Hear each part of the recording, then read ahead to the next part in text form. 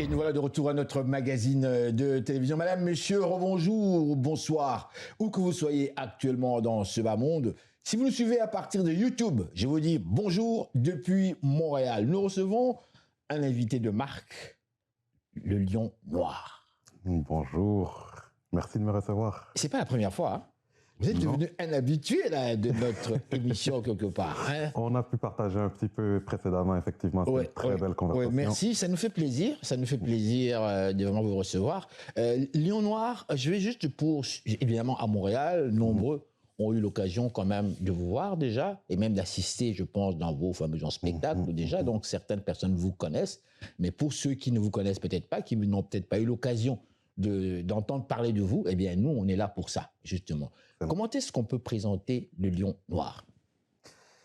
Alors, les Lions Noirs, c'est un auteur, un compositeur, un interprète. Donc, c'est quelqu'un qui œuvre dans la musique, venant comme de partout dans le monde, donc dans la musique globale, comme on dit aujourd'hui. Plus précisément centré au Congo, mon pays d'origine, et mélangeant beaucoup d'éléments du rap ayant grandi ici en Amérique du Nord. Oui. Et bien sûr, comme je définissais ma musique comme une musique quasi symphonique, parce que je m'inspire beaucoup aussi comme de la musique romantique allemande, oui. Le pays de là où est-ce que je suis né. Bon, tiens, ça c'est bon à savoir. Donc, quelque part, vous êtes allemand, un petit peu, un Allemand noir. Je suis effectivement un citoyen de tous ces endroits dans le monde, tellement je vis dans la musique de ces pays-là, comme je me considère, oui, citoyen. Un Allemand africain. Une pièce rare, une créature rare. Non, mais vous savez, on est à la télévision, je devrais ne pas le dire, mais moi, je suis un fan, je dis inconditionnel, de toute l'histoire comme telle. Je parle des deux grandes guerres, là. La guerre 14-18 et la guerre 40-45. Je suis comme, je sais pas moi, je suis marqué par ça. Je regarde ces vidéos-là depuis l'école secondaire, ce qui s'est passé et ce qui se passe.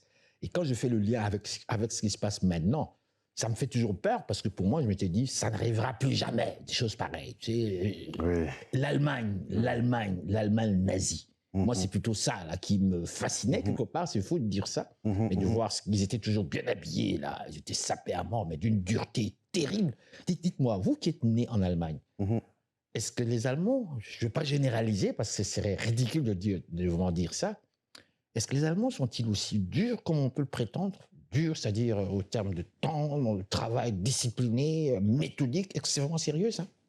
Effectivement, je suis né en Allemagne. Par contre, je ne pourrais pas me prononcer sur comme, les caractéristiques du peuple allemand comme d'une manière vraiment très mais jeune, crédible, à l'école, on voit ça déjà. Que je suis arrivé au Canada très jeune. Très jeune. Je suis arrivé à l'âge de 4 ans au Canada. Donc, ok, vous n'avez pas eu l'occasion de sentir ça. Je ne pourrais pas me prononcer. Tout ce que je peux vraiment me rappeler de l'Allemagne, c'est l'environnement. Et effectivement, j'ai vécu de mes jeunes souvenirs un environnement assez grisâtre, un environnement terne qui inspire la sévérité visuellement, comme que ce soit de manière architecturale ou bien même vraiment climatique. Mais vous étiez en Allemagne de l'Est ou Ouest? J'étais Est, Allemagne de l'Est, oui. À l'Est? Parce que quand j'entends cet environnement là, lugubre, je vois l'Est comme tel, parce que l'Ouest, les Américains ont mis beaucoup d'argent. Les capitaux ont été, après la guerre, là, ils ont balancé. Mais comme pour emmerder un peu l'Est quelque part, hein, parce qu'on voit cette différence, même aujourd'hui, l'Est est resté comme les endroits les moins chers. En fait, l'Est est reconnu aussi, du moins dans la région de là où est-ce que moi je suis né, pour comme ses industries. Donc c'est là, par exemple, il y a la compagnie Pfizer comme médicale qui est installée. Comme, oui. À Pfizer, c'était à l'Est. Exactement, à l'Est. Et comme d'ailleurs dans toute cette région-là aussi, il y a beaucoup de compositeurs qui viennent de là, dans le bar, par exemple. Ok, et donc vous, dans votre musique, quelque part, c'est ce côté-là que vous avez en fait emprunté, n'est-ce pas? Moi, c'est la suite, effectivement, comme la période de la guerre et l'après-guerre, comme justement en Allemagne.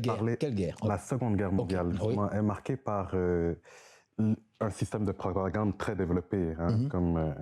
Et puis, dans ce système de propagande, la musique romantique allemande était très forte, poussée de l'avant. Et on retient, par exemple, le nom de comme Wagner. Wagner, qui, comme dans sa musique, très comme grandiose là, comme dans sa manière de composer, a inspiré beaucoup la musique de film. Et moi, c'est plutôt cette inspiration-là que je puise, là, donc dans la musique de film. Ma musique, c'est des rythmes congolais avec, bien sûr, comme de la poésie, du rap, mais des harmonies de musique de film derrière. Et vous êtes allé chercher quoi? Les quelques éléments de Wagner, c'est ça?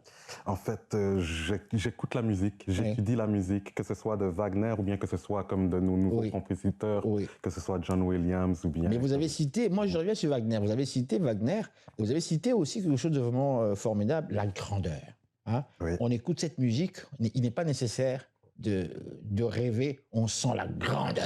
Et on sent l'immensité. Exactement.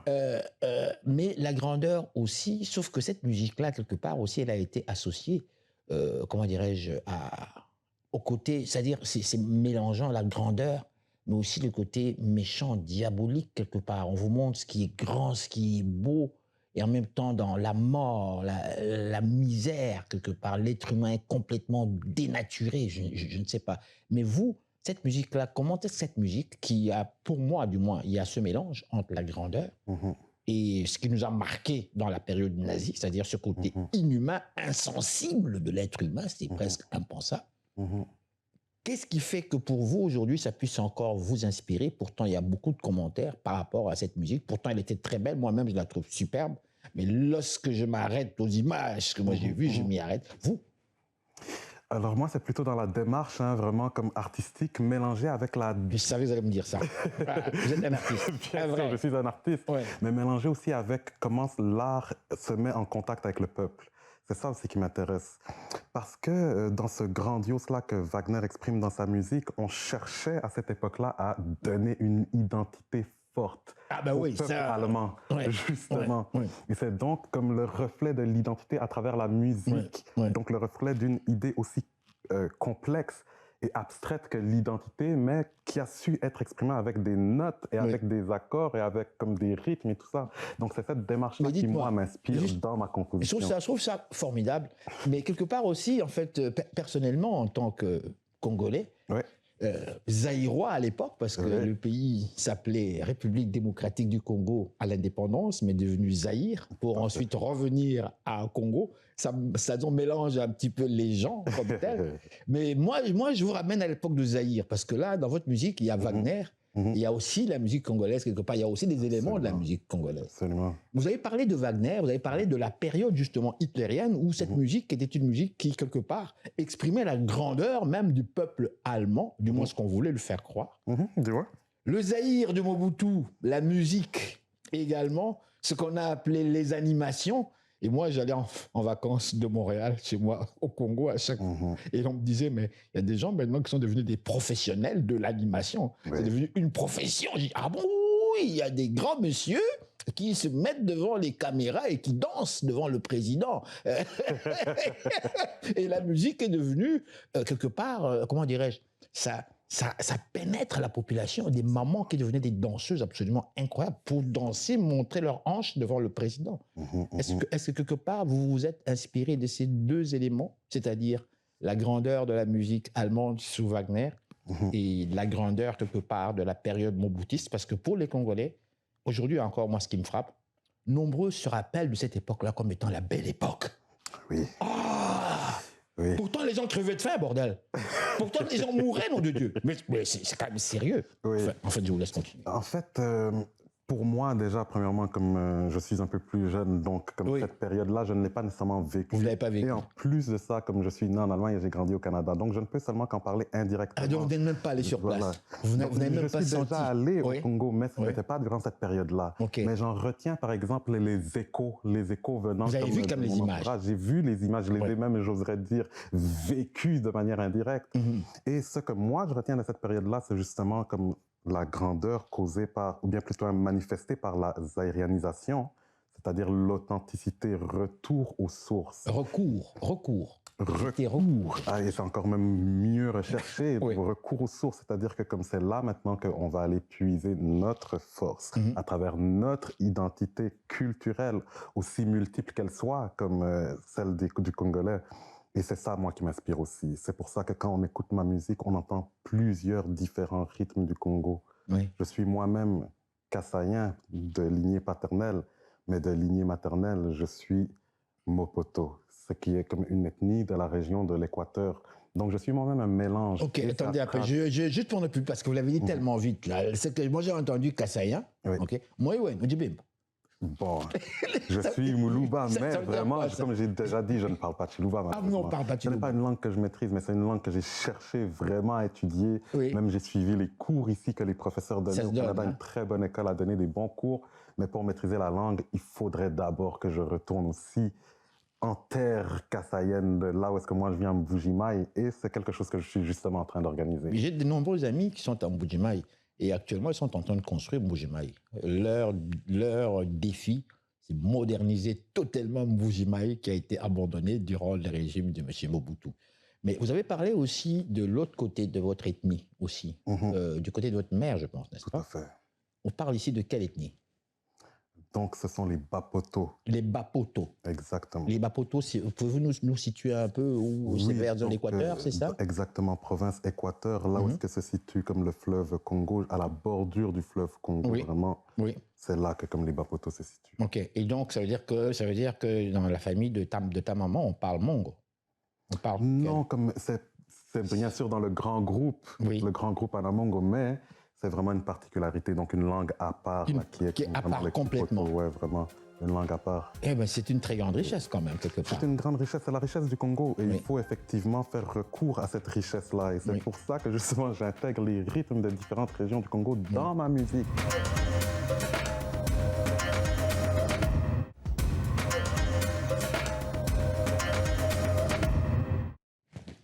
Moi, on me dit, je suis là depuis 73.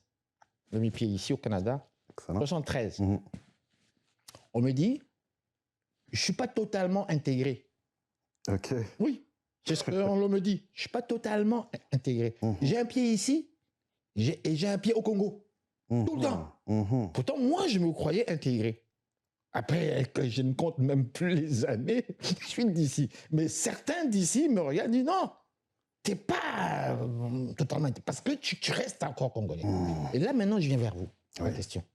Vous êtes né en Allemagne. Oui. Vous êtes venu vivre ici, vous avez grandi ici, vous êtes québécois, que vous le vouliez ou non. Parce que l'air, les gens, la vie, l'accent et tout ça, on vit, on devient de cette partie-là. Mais qu'est-ce qui fait que vous avez encore conservé cet intérêt? Je suis certain que vous êtes également un intellectuel. Quelle est votre formation académique, monsieur? Je suis mathématicien. Ah, je ne me suis pas trompé. Je suis mathématicien. D'ailleurs, je travaille au collège Montmorency, là où j'enseigne les mathématiques à Laval. Oui. Et d'ailleurs, dans ce collège, je suis impliqué dans le comité d'éducation interculturelle. Ça veut dire quoi, c'est interculturel? Interculturel, ça veut dire premièrement comme l'intervention des différentes cultures dans le milieu de l'éducation. Puisque chaque culture, comme non seulement a ses centres d'intérêt principaux en termes de discipline, mais aussi ses manières d'enseigner. D'accord. Et c'est ça que donc l'éducation interculturelle est question. Ok, je ne vais pas m'attarder sur cette question parce que j'aurais une question à vous poser, mais je vais revenir sur ma première question. Oui. Qu'est-ce qui crée cet intérêt-là envers l'Afrique?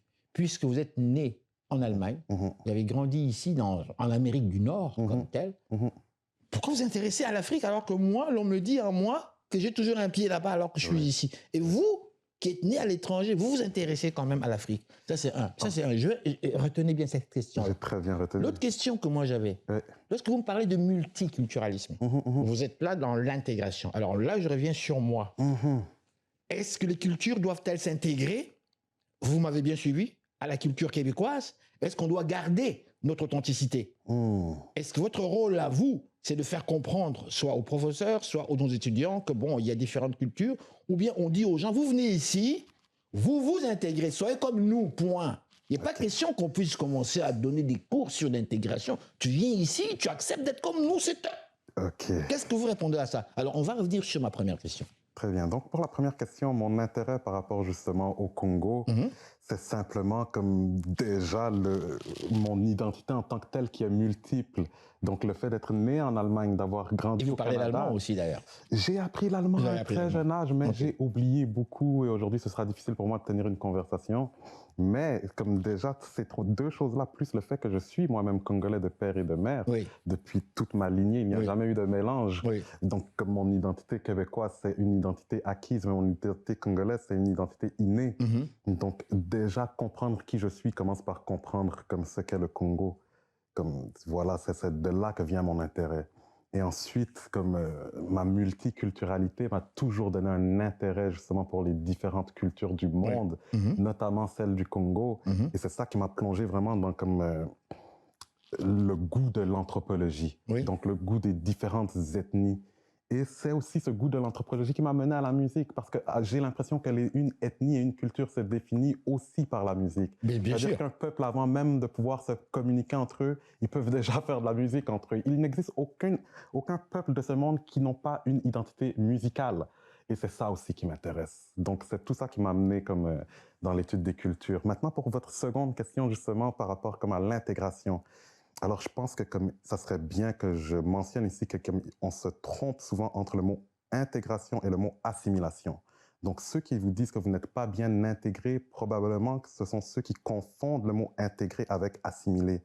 Et ils aimeraient vous voir complètement assimilé, c'est-à-dire vous faites abstraction de l'endroit dont vous venez et vous adoptez entièrement les manières dites d'ici.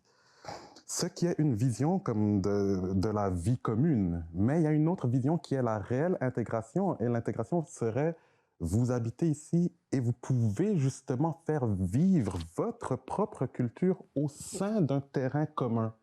Et ça, c'est une autre vision. Alors à ce moment-là, il faut simplement choisir comme à laquelle on appartient et ce qu'on aimerait voir se manifester autour de nous.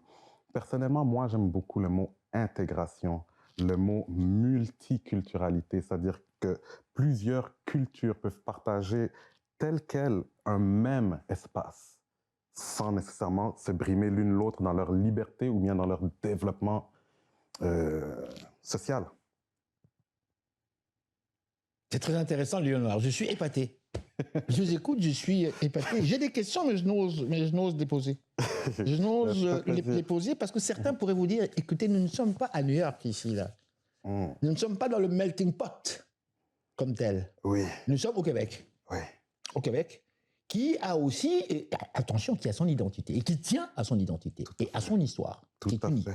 Tout à fait. Et qui se sent en danger quelque part, de façon permanente, parce qu'il est entouré des régions qui sont anglophones, qu'on le veuille ou non. Et ils se sentent disparaître quelque part. Alors, quand on parle comment dirais-je, de multiculturalisme, quelque part, que M. Trudeau, Pierre Trudeau, avait d'ailleurs lancé ce concept il y a de cela quelques années, ça semblait pas trop plaire aux gens et surtout encore moins aux nationalistes comme tels.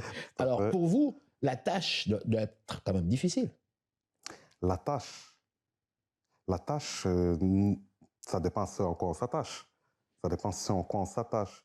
Mais moi, je pense que comme les gens ici au Canada et au Québec s'attachent justement à cette liberté d'expression, s'attachent à cette liberté de pouvoir vivre de la manière qu'ils le souhaitent. Être soi-même, quoi, quelque part. Exactement. S'attache aussi au fait d'avoir comme des opportunités, de pouvoir comme amener à terme ses ambitions sans nécessairement perdre son identité.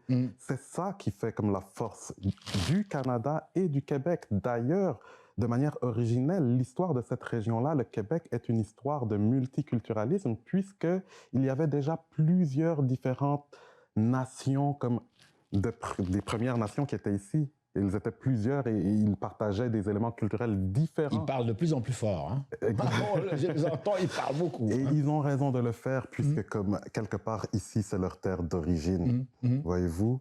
Et on semble encore une fois comme être dans une voie comme d'assimilation encore politique de leur culture, alors qu'ils sont comme en quelque sorte chez eux.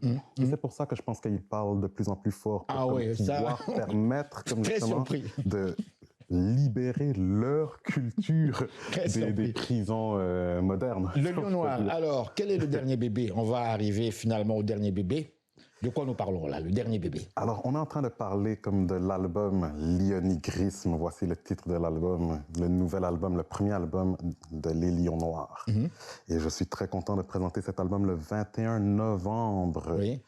Au Turbo House à 19h30, c'est là qu'on va présenter enfin cette musique dont je parle depuis si longtemps, qui est le fruit comme de l'entièreté de ma personne. C'est votre 30e album? C'est le premier album. Le premier album? Lion Noir, exactement. Oh là là, oh là là. Voilà, on fera tout pour y être. Il faut absolument y être, comme c'est un événement très spécial, une musique unique que je souhaite présenter au monde et que je pense pourra apporter comme un plus à chacun, que ce soit au niveau comme de la composition musicale, ou bien au niveau de la réflexion personnelle, parce qu'on parle Vous beaucoup de chantez en dépassement français, de c'est soi. ça? Vous chantez en français? Effectivement, c'est en français.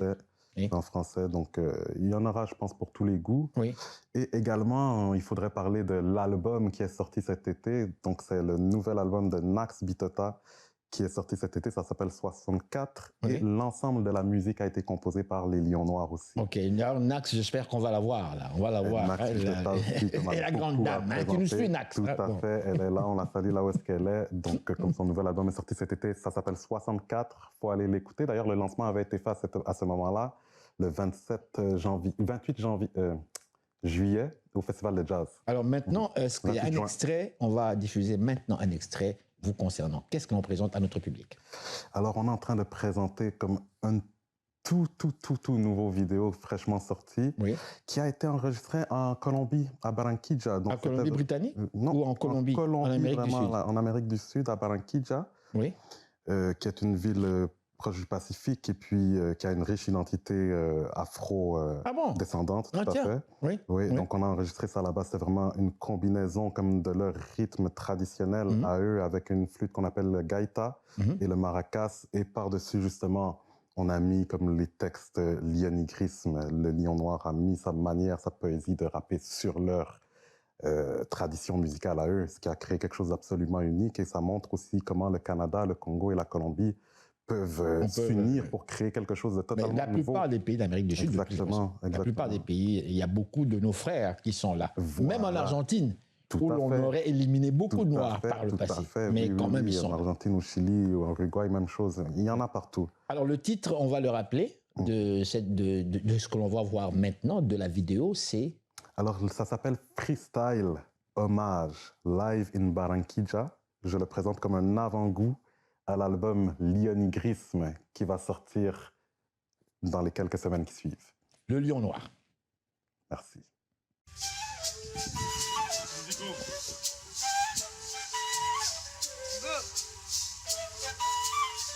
Yeah. Ça n'aurait pas de sens s'il y en avait qu'un tous unis. On met ensemble un chemin commun insoumis. Sur la route, sous la voûte on reste proche. Je suis la même torche avant qu'on danse sous la voûte. Écoute, le son qui vibre dans nos veines. En main on prend, on lève, sans la main on vit nos rêves jusqu'au bout. Et nous, la réalité, c'est notre mentalité de fauve dans une fausse en captivité. Yeah. Nos grosses luttes, c'est luxe, bus, bomber des go, nos causes plus que juste.